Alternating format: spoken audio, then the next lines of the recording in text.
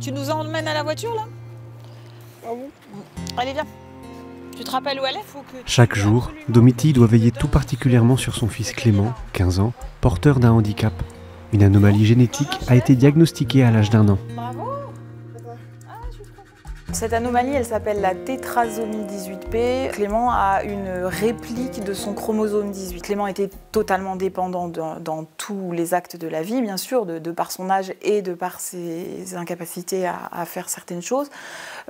Ensuite, ça a évolué. Ça évolue toujours de façon ascendante, mais très lentement. Aujourd'hui, Clément parle. Il a parlé très tard, parce qu'il a parlé à 6-7 ans. Mais on nous avait dit que potentiellement il ne parlerait pas. Il parle très bien. Clément, oui. Tu sais, tu peux prendre les affaires dans le lave-vaisselle, si tu veux, parce que c'est... oula, j'ai failli me... c'est propre. Alors, des assiettes creuses ou des assiettes plates? Oui, des assiettes creuses. Okay. Le diagnostic du handicap de Clément a bouleversé la vie de cette maman solo de 3 enfants, alors chef de projet dans l'événementiel. Quand on nous annonce qu'il est en difficulté, il a 1 an, les 2 autres ont à cette époque-là 6 et 4.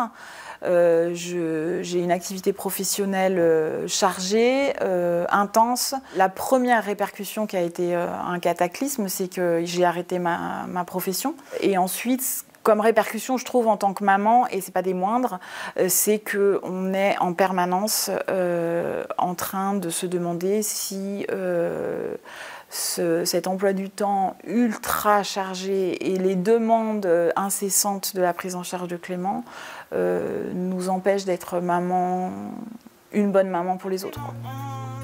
Submergée par les défis du quotidien, Domitille découvre grâce à une amie les Journées des mamans organisées par l'Office chrétien des personnes handicapées. J'y assiste et là c'est un moment, un tournant dans ma vie de maman d'enfant handicapé. J'entends juste un témoignage ultra simple et tellement avec des répercussions, j'entends les mêmes mots, j'entends les mêmes situations, les mêmes difficultés que ce que je vis.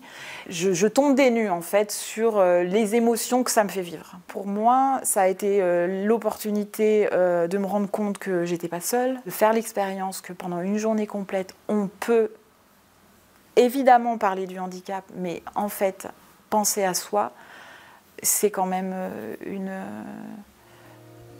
sacrée aventure qui vaut le coup.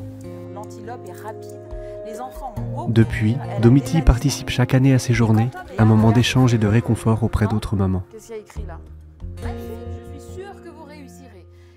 Le fait d'avoir un enfant en fait, qui est porteur d'un handicap, une maladie psychique, va faire que déjà une maman se donne énormément, mais là elles vont se donner à 500% de leur temps en fait et de leur cœur. Une maman qui a un enfant porteur d'un handicap ou malade psychique, on ne peut pas l'encapsuler dans un portrait robot. En fait, elles sont toutes différentes, elles ont toute leur vie. Mais peut-être ce qui va les rejoindre, c'est que déjà elles peuvent avoir un sentiment effectivement de solitude. Alors pas de solitude parce que pour beaucoup, elles sont entourées, mais de solitude comme toute chose en fait, qui est particulière, de solitude parce qu'elles ne vont pas forcément pouvoir partager avec d'autres ou que l'entourage ne va pas forcément comprendre ce qu'elles vivent. Et il y a d'autres notions, effectivement, il y a cette notion d'être partagée comme elle est extrêmement prise. Ces journées, elle doit les partager entre sa vie de famille avec ses autres enfants. Ces journées, elle doit les partager avec cet enfant donc, qui est plus fragile. Et du coup, parfois, elles doivent... Comme elles veulent se donner complètement, pleinement, parfois, elles doivent faire des concessions, en fait. Et du coup, parfois, certaines vont laisser leur vie professionnelle de côté. D'autres vont avoir du mal à gérer et vont peut-être être dans des notions de culpabilité parce que se dire par rapport à mes autres enfants, comment ça se passe, par rapport à ma vie de famille, par rapport à ma vie sociale.